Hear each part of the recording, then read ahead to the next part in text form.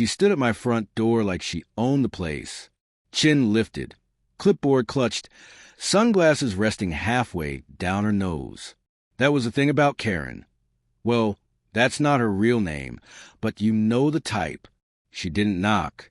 She didn't call. She just marched up like she was making some official inspection. Only problem? This wasn't her house. This wasn't even HOA property. This was my private cabin, deep in the woods, miles from the HOA boundary lines. I'd bought the place years ago. Remote, peaceful, no streetlights, just trees, a dirt road, and the sound of birds in the morning. The whole reason I bought it was to get away from the madness of suburbia, and especially to escape people like her. But somehow, even out here, she found a way to push her clipboard into my life. She fumbled with something in her hand, small and shiny. A key. At first, I thought maybe she'd gotten confused. Maybe she thought this was someone else's home. But then I saw it. She pulled out a full ring of keys from her handbag. Dozens of them. She went straight for the door, trying one key after another, like this was her property. That's when I stepped away from the window, trying not to laugh. She actually believed she had a master key, some kind of universal HOA key that could magically open every door in the community. And when none of the keys worked, she got angry, real angry. She looked around like she expected someone to appear and answer for this insult. I watched her mutter under her breath, then take out her phone. You could tell she was the type who thought a phone call could fix everything, or make everyone jump. I didn't come out. I just watched. She paced back and forth, practically shouting into the phone. I couldn't hear every word, but I caught bits and pieces. Locked out. Emergency. He's violating HOA policy. She even claimed I was barricading community property, which was so off base I nearly choked on my coffee. Then she said it, the part that made me pause. I'm calling 911. And she did. I could hear her voice from inside. She was putting on a full performance. Dramatic tone, fake panic, lots of I fear for my safety thrown in. She was describing a man refusing to open a door she believed she had access to, spinning this whole picture where she was the victim. Meanwhile, I was sitting at my dining table barefoot, sipping my drink, while this lady on my porch acted like she was starring in some made-for-TV thriller. And here's the best part, what she didn't know. The county sheriff? That's my son. He's been in law enforcement for a while. Level-headed, no nonsense, and very, very familiar with HOA types who think they're above the law. He grew up watching our neighborhood deal with their nonsense. So when that call came into dispatch and the address popped up on screen, I imagine he didn't even hesitate. While she stood out there waiting for backup like she was leading a tactical mission, my son was already on his way. No sirens, just calm professionalism. She had no idea who she just involved. No idea she wasn't going to get the support she expected. Because to her, calling the cops meant getting someone on her side. It meant control, power, winning. But that wasn't how this was going to play out. And as I watched her nervously straighten her blouse and check her reflection in the window, I knew this was about to be very, very satisfying. I didn't unlock the door. I didn't confront her. I didn't need to. The law was already on its way. And the law just so happened to know exactly who she was messing with. You'd think someone like her would feel the slightest bit unsure trying to open a stranger's door in the middle of the woods. But not Karen. She acted like she was doing everyone a favor, like she was on some grand mission to restore order to the wilderness. She had no idea how far out of bounds she already was. This wasn't a neighborhood. This was private forest land. My land, bought outright, surveyed, signed, sealed, and recorded in the county office. But people like her, they don't check facts. They go off feelings. And hers told her that everything within a certain radius should be under HOA rule. Her rule. She'd been pushing that delusion for months. Ever since she became the HOA president, she'd been expanding the imaginary borders of her authority. First, it was the neighborhood gate. Then it was the nearby trail. Now, she was standing in front of a cabin 10 miles outside the jurisdiction line, waving around a key like it came with superpowers. She kept trying. Key after key. Jammed each one into the lock like she could force it to fit. You could hear her breathing getting heavier, louder grunts, more frustration. She stepped back and pulled out her phone again. She was calling someone else now. Maybe a friend. Maybe another board member. She whispered like she was sharing government secrets. "It's locked. No access."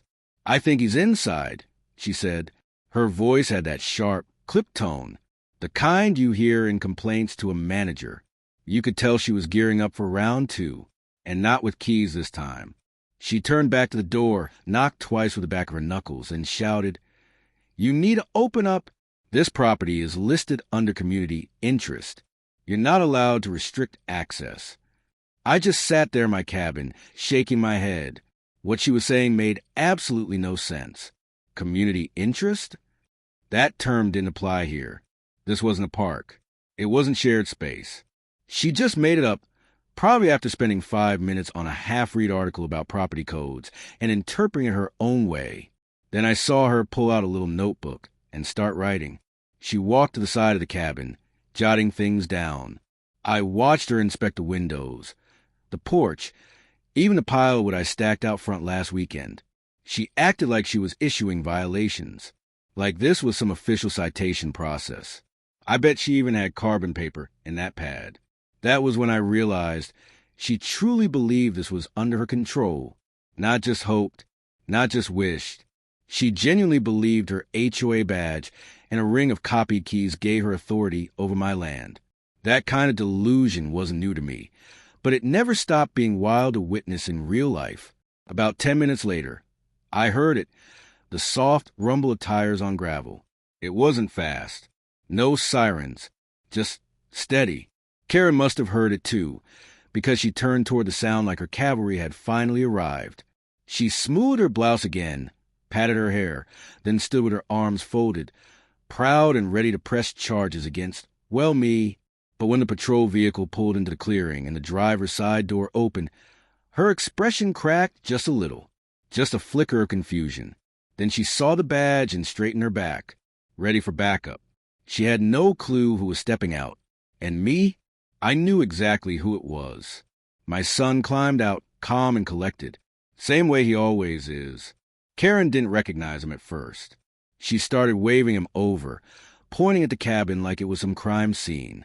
"He's locked himself in," she said, refusing to cooperate. "This is a clear violation of community safety." My son didn't say much. He just walked toward her, taking the clipboard, the keys, the aggressive stance.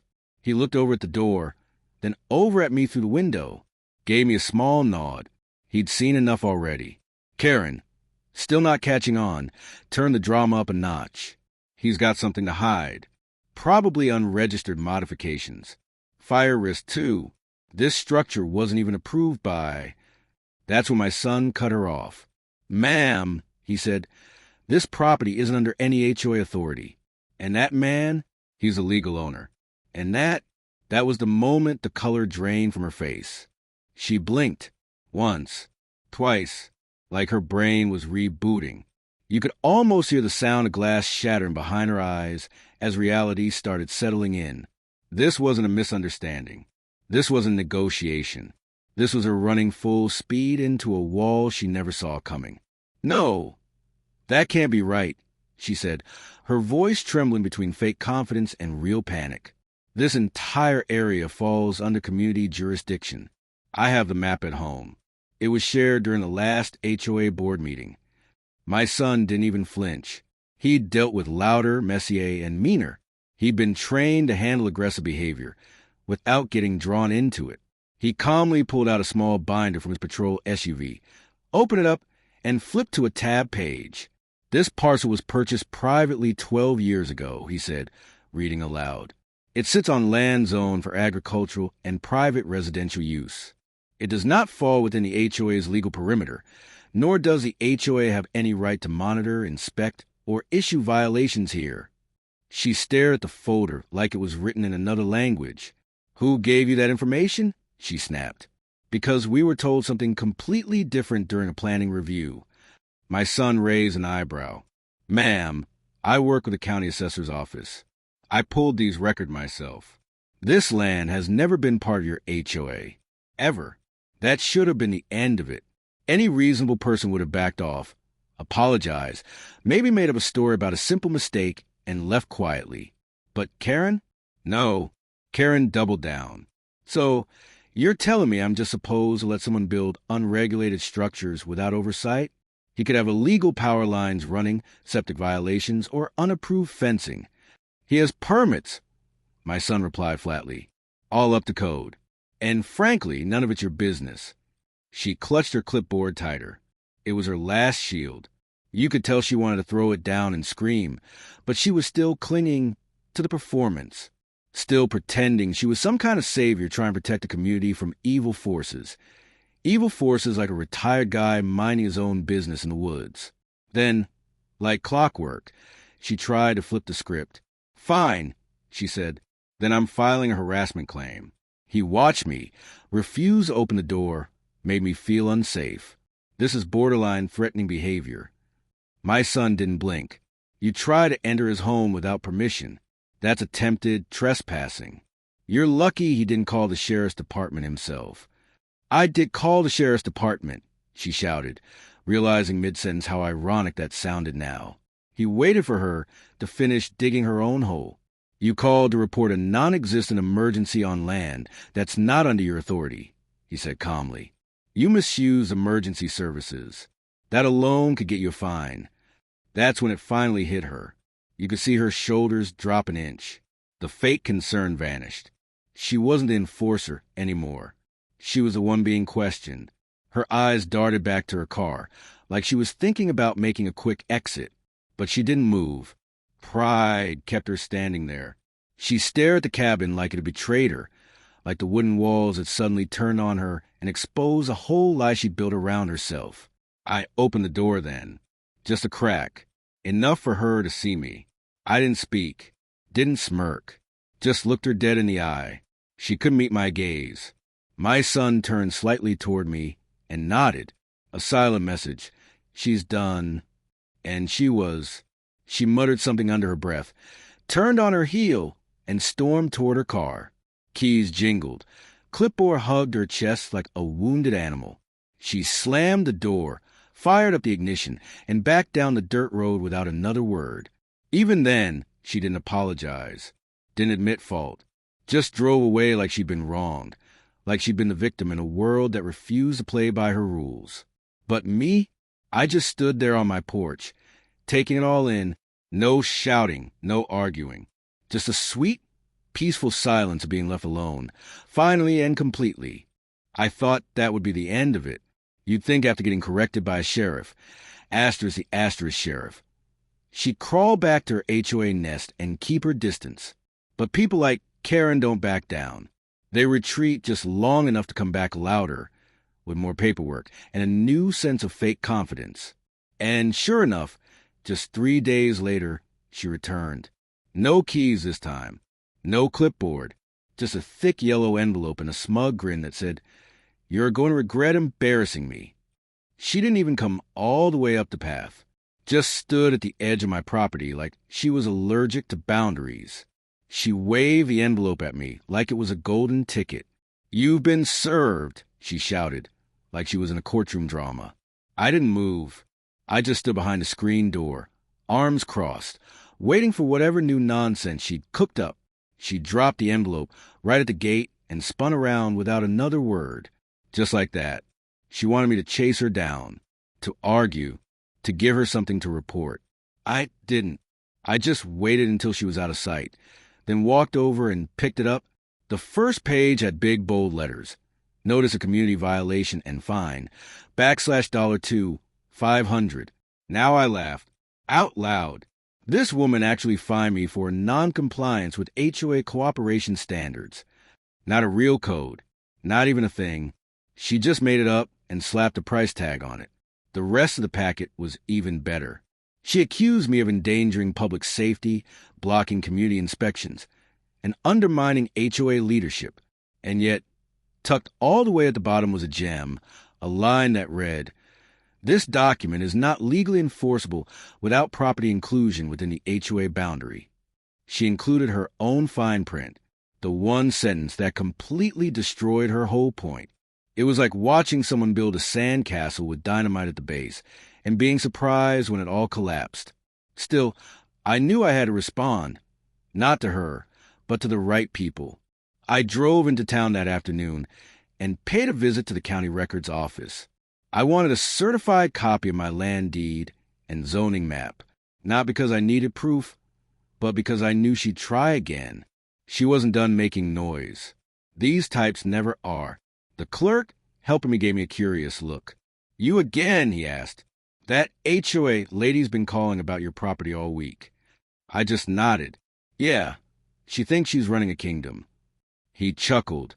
"Well, she's about to find out this kingdom isn't in her territory." Armed with stamp papers, I stopped by the sheriff's office next. Not to escalate anything, but just to keep my son and the staff in the loop. I handed them a copy of the bogus violation notice, along with my documents. "Let us know if she shows up again," the deputy said. "This is borderline harassment now." I thanked them and went home. That evening, I framed the fake violation notice and hung it right inside my cabin, front and center, like a trophy. Some people mount deer heads. I mount Karen's paperwork. But even with that, I knew she wouldn't stop. When someone like Karen loses power in public, they try to get it back behind closed doors.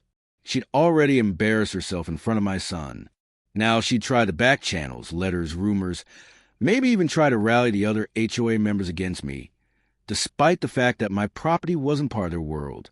So I waited, patiently, quietly, let her run in circles, try and make something stick.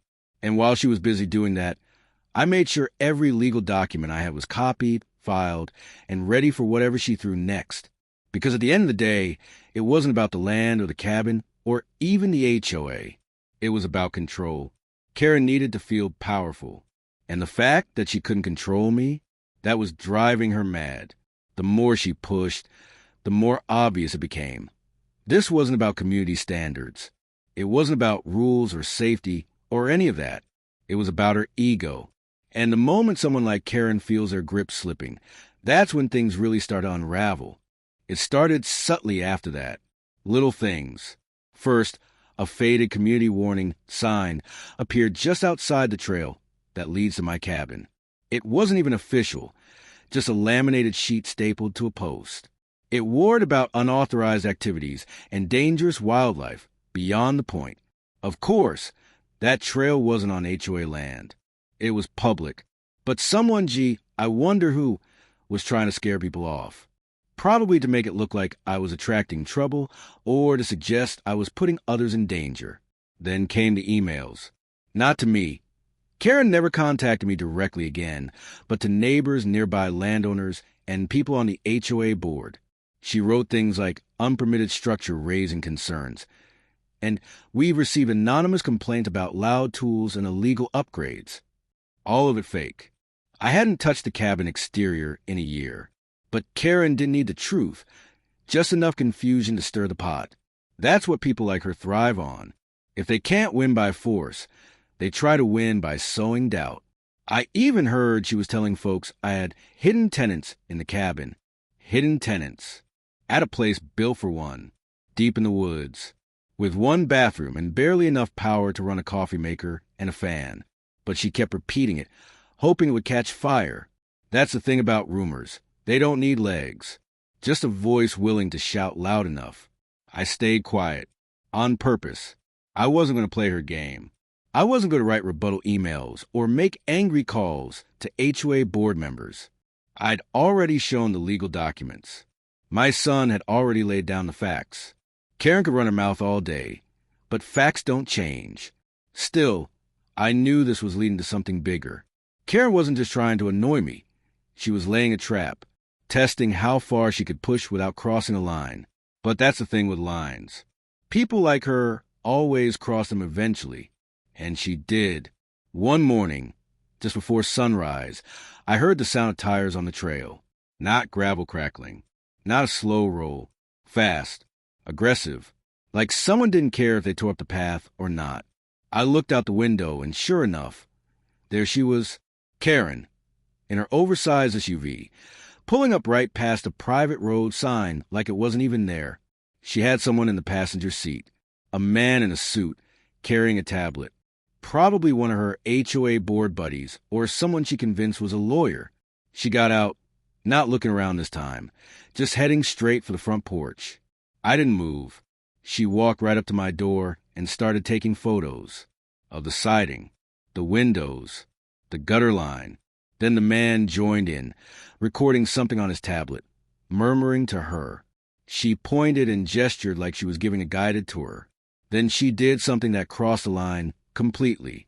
She stepped off the porch and walked around the side of the cabin, onto my land. Without permission, the so-called advisor followed her.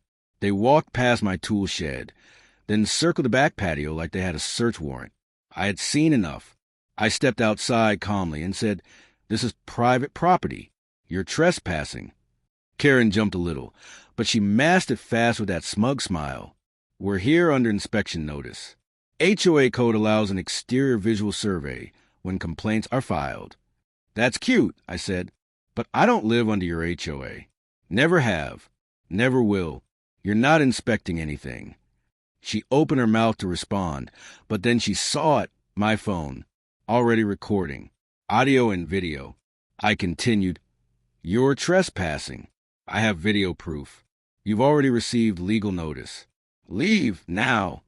Her advisor looked a lot less confident now. He lowered the tablet, glanced at her, and muttered something. She stared at me, caught between rage and embarrassment, then turned and stormed back to her car. No apology, no explanation. Just two grown adults caught acting like they owned the world, leaving without a word. But this time, I wasn't just going to let it slide. Not anymore. The second they drove off, I went straight inside and backed up the video files. Front yard, side yard, full voice audio. Clear as day. Then I emailed a copy of the footage to my son at the sheriff's department. I didn't need anything to happen right away. I just wanted a record, a line in the sand, proof that she crossed it.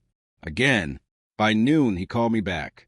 "Dad," he said, "we've dealt with these kinds of HOA overreach cases before. But this one, she's pushing it. Hard." He wasn't wrong. There's a fine line between being over-involved and outright breaking the law. Karen had already passed that point the moment she stepped onto my property with her fake inspector in tow, pretending to carry out an official survey on land she had no authority over. That wasn't just annoying, it was illegal. My son told me he'd send an officer, not himself, for obvious reasons, to do a formal incident report. That way, there'd be no claims of favoritism or anything that would allow her to twist the story again. I agreed. I knew Karen would take any excuse to play the victim. She always did. The deputy showed up later that afternoon. A young guy, but sharp, took notes, watched the footage, and nodded through the whole thing. "We'll log this as a formal trespass," he said. "That'll give you standing to press charges if she tries this again." I asked him if she could really face legal consequences over something like this. He didn't hesitate. If she keeps this up, yes. Especially if she's pretending to be some kind of enforcement agent. That's impersonation. It won't end well. Good.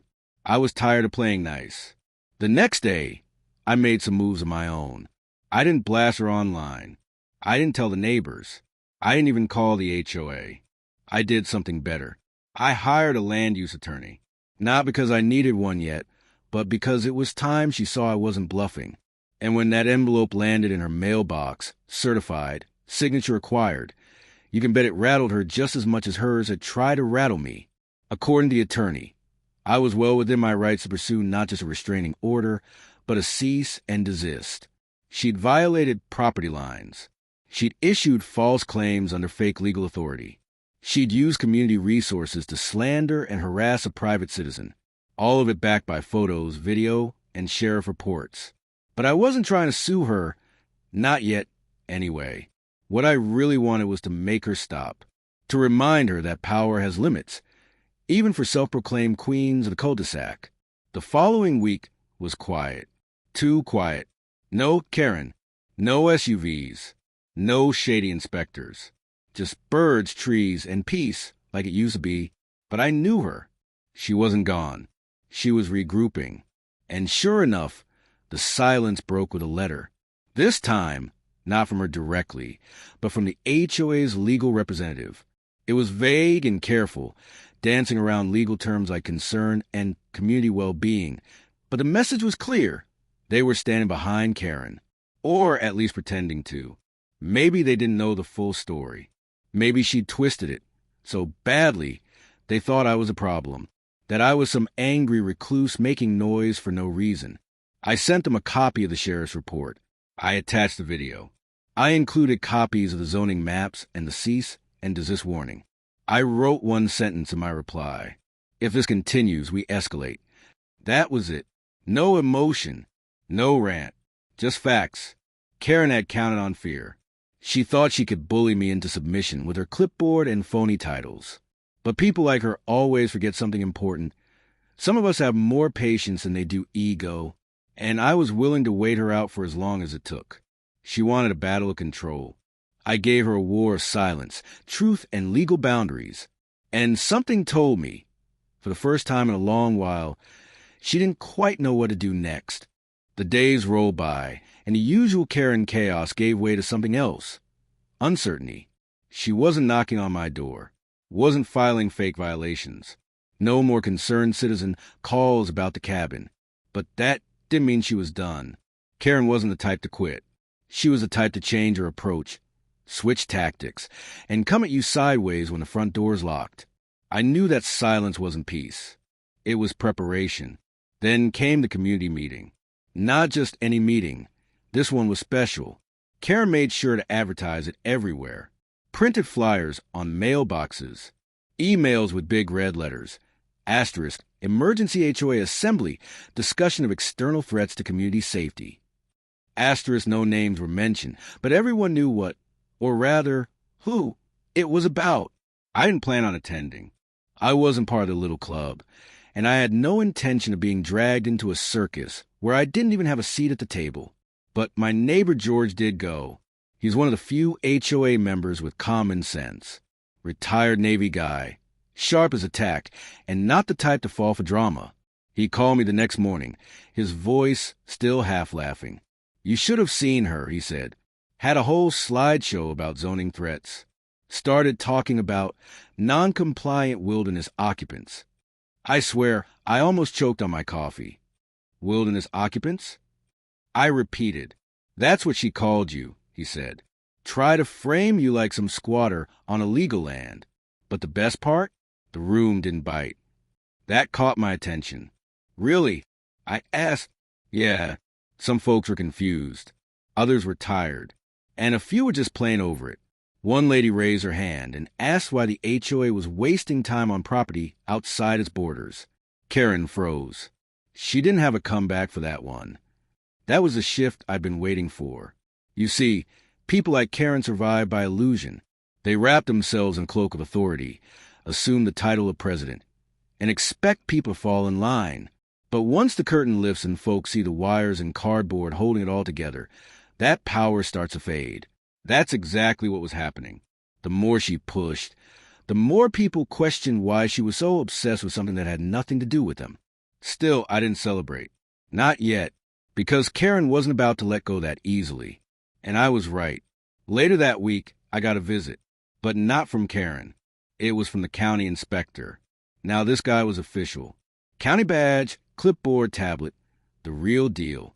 He showed up mid-morning, polite and professional. Said he was following up on a citizen complaint about unpermitted construction and land misuse. I didn't need to ask who filed it. I already knew. But unlike Karen, this guy had actual authority, so I let him do his job.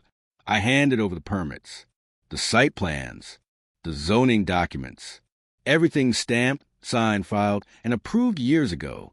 He spent about 15 minutes walking the perimeter, checking off boxes and jotting a few notes. Finally, he closed his folder and looked up. Well, this is the cleanest setup I've seen all month, he said. You're in full compliance. Whoever filed this report clearly didn't know what they were talking about. I thanked him. He handed me a card and told me to call if anything like this happened again. As he drove away, I looked out over my property, my quiet, peaceful land that somehow caused so much noise in the mind of one woman. She'd tried keys, tried threats, tried rumors, letters, and now government channels, all to chase a feeling of control that kept slipping through her fingers. But control isn't something you can steal with a clipboard. It's something you earn by knowing when to stand your ground and when to let silence speak for you. And while Karen was out there playing checkers with other people's lives, I was playing chess, with the law, with time, and with patience. And trust me, I was just a few moves from checkmate.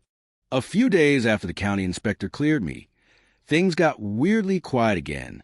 Not the good kind of quiet. The type that makes your instincts kick in. Karen hadn't made a move. No new letters. No phone calls. Not even a stage concerned neighbor walking by. It felt like that pause in the air right before a storm breaks loose. Still, I kept going about my day. Cleaned the gutters. Stacked firewood. Walked the trail. I wasn't going to let her obsession ruin the peace I'd built. Then came the knock. Not on my front door this time, but on my gate. Loud. Sharp. Repetitive. Whoever it was, they wanted to be heard. I walked down the path, calm as ever, phone already recording in my pocket, just in case. And there she was, Karen, but not alone. This time, she brought reinforcements. A man in a business suit and a woman holding a notepad, probably legal counsel, or at least someone she wanted me to think was legal counsel. She didn't speak right away, just stood there with that smug smile as if she had something bulletproof in her hands. And then she held it up. "This," she said, "is a final community enforcement letter." I didn't take it. I didn't even look at it. "You're standing on private land." I said, "Again?" She ignored me. "This letter," she continued, "outlines how your behavior is endangering our shared environment. Unchecked power usage, improper fencing, unsafe storage conditions. We voted and declared this structure a non-compliant hazard. If you don't vacate within 10 days, further action will be taken."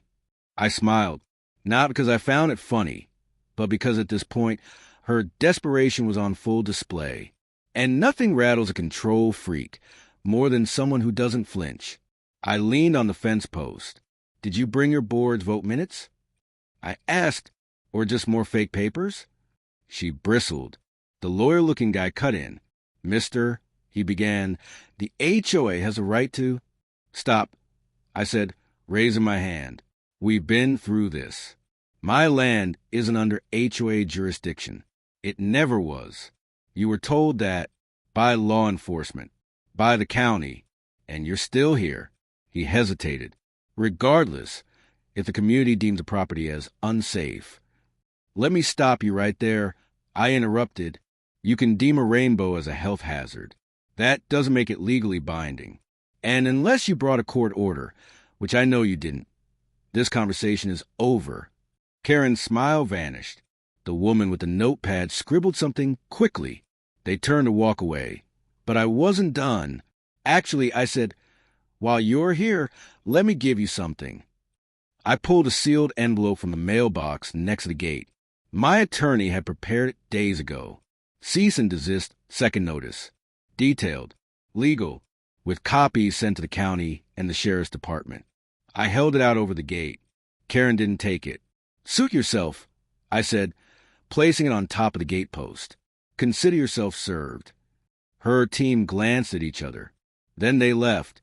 No more threats. No parting words. Just silence and the crunch of gravel under their shoes. Later that evening, I got a call from my son. "Just letting you know," he said, "we logged your complaint officially. Trespass warning has been upgraded.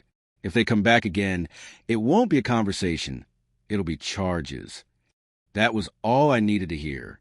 I sat out on the porch as the sun dipped behind the trees. For the first time in weeks, the air felt light again, not because it was over, but because Karen was running out of options. She had nothing left but empty words and broken authority. She tried to rule land she never owned, rewrite laws she didn't understand, and scare someone who had nothing to lose. What she failed to realize was simple. You can't shake someone whose roots go deeper than your reach. And out here, in these woods, I wasn't just grounded, I was unmovable.